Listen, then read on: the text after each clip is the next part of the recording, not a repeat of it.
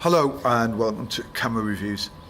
Peter Dench. Dench does tell us, I love this book. It's huge as well. It's, let me get my tape measure. It's, let me have a look. I'm not being away to myself. Right, this book is 11.5 by 10.5. It's a classic Blue Coat press size. Blue Coat always do big books, and this is no exception. And because I think it's full bleed and some of the stuff in here is square, it keeps thinking that this is square, and it's not. It's that classic Blue Coat. It's published by Blue Coat Press, as I've just established. I will put a link for Peter's site, and I will put a link for Blue Coat where you can still buy it. Okay, so actually I want to just go to the back of this before I start. You can probably just see the outline of that and look at the shine in it. It's not quite white, this text, and it's very difficult to see the sort of colour matched off some of the tones in this shot. But it says, I think it's 1951, back in 1951, renowned picture pose photographer Bert Hardy stated that it did not matter what cameras you had, it was the person behind the lens that mattered, not the flashy gear they used, something like that. And that's such a true statement if I've ever heard it. And that's something when I talk to students, and I mention to students, you know, lenses, cameras are irrelevant. It doesn't matter how good or bad your camera is, it's the eye in your mind, what's going on and what you see through that lens. Obviously the lens is important, but it's all about the person behind it, and that makes a great photographer. And that's what I like about Peter Dench. I like Peter Dench's humour. I like the way he just gets on with it and does it. I like his openness. He tells everybody what he's doing, and there's nothing, you sort of get it, what you see, what you get with Peter, and I really like that, and I really respect that, and I like that in his work. And I think this, for me, I love this book. It's one of my favourite books. And why I like it is because he's shooting on the Olympus, and I myself have discovered the Olympus. I'm currently shooting a project on the Olympus, and I love it, absolutely love it. And I'm as Peter states in the back here, there's a little section about his transition from using the Olympus, from going from with heavyweight cameras, and I was like my last big camera, I think it was a D3 Nikon, and I think, I'm not sure if Peter's Canon or Nikon, but the transition from going from a big bulky professional camera to going to, say, the Olympus, it's a different technique, it's a different ball game altogether. Because just off a shoot I've done recently, I've realised I'm not looking through the viewfinder anymore, I'm looking at the screen. And when you're shooting with a big heavyweight camera, your eye is constantly glued to the viewfinder, and you're shooting away because it becomes a sort of second nature approach when you're shooting at your eyes in the viewfinder all the time. And I never do that with this little camera. I'm looking continually at the screen, and it's great, but it slows me down a little bit.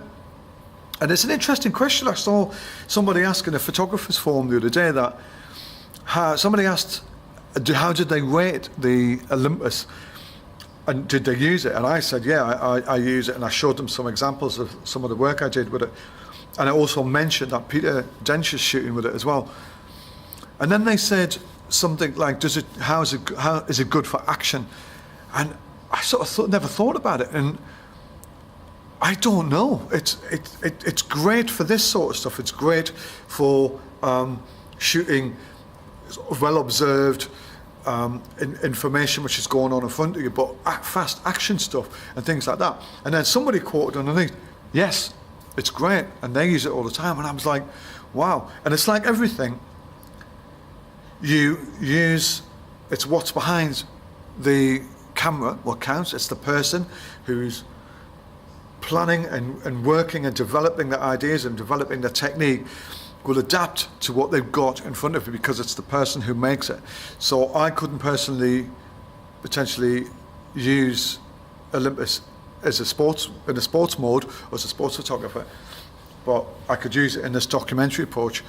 And it's something that, you know, this person's crafted and done and practiced on and made it his own. And hats off to him. And I think I'm waffling a bit, but Peter has done a lot with this, and I think this Dench Does Dallas deserves a little mention. So what I'm going to do is I'm going to show you. I'm going to stop waffling. I'm going to show you the book. I'm going to show you some of it. I'm not going to show you all of it because you can buy this, and I think you should buy it. I think you should buy it for the fact that Peter shot this in a very small time frame. He showed that you can just get out and plan a shoot and get out in a week or 2 weeks and get out and shoot it. I remember when he was doing it, and I was very impressed with what he came back with. I think he only went over once to Dallas to do it, and he just went full hog on it, and he came up with some amazing pictures.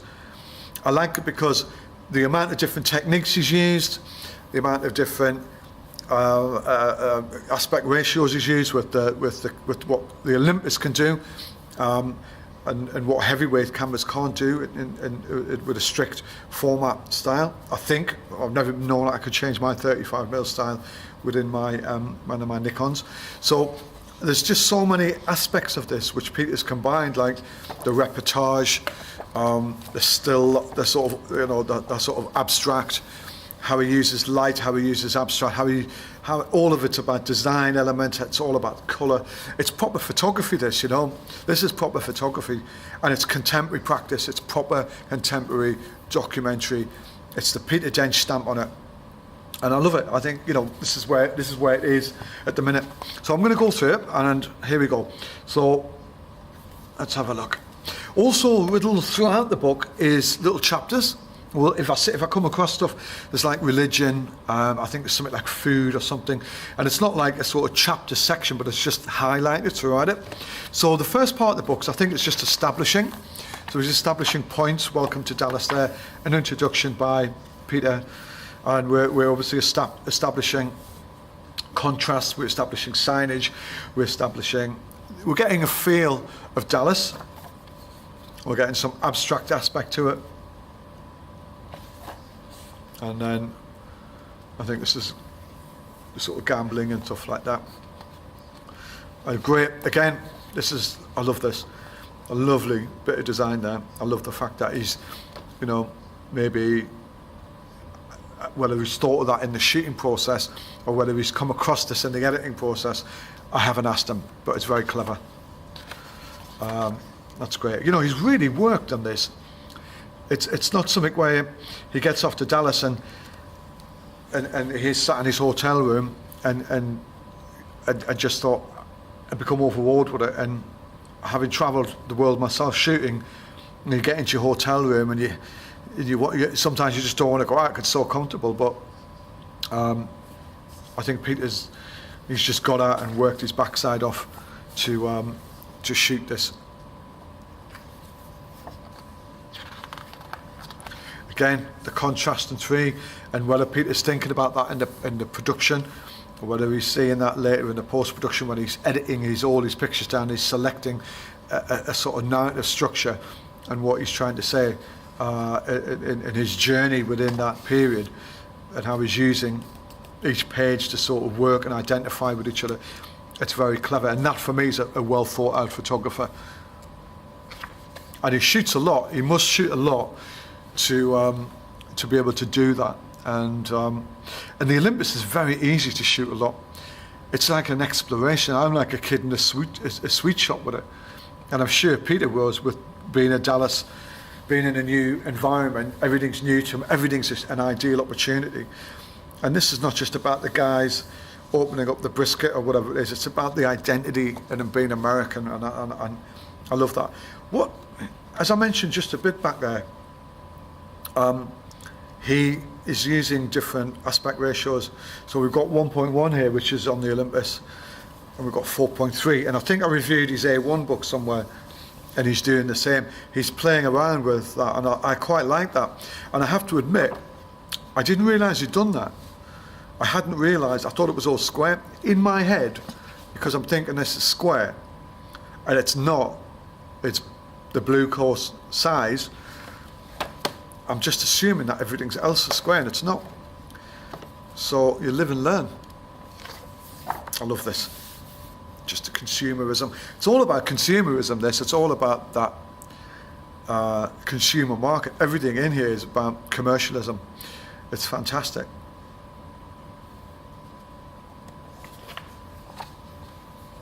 Look at that. It's a really well-crafted piece of editing, this. And I think I'm skimming through it, I'm just opening random pages because I do not want to show you it all because this deserves to be bought. Like I was saying, I think I was saying before, and I may have sidetracked.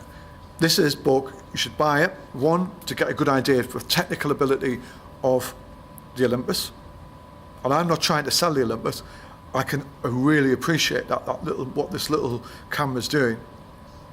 You should use it for a reference of being able to shoot a little documentary piece as a sort of city guide in a sense. No, it's not a city guide, but as a sort of documentary piece of charting a city in a short pace of time. Look at it for a narrative structure, how the book is, how the images are used in a format. They're telling the story. They're working with each other within that narrative, and there's pictures. All the pictures are sort of contradicting themselves, are working together, helping each other. So there's lots of. Each page is working together. Each picture is working together as one.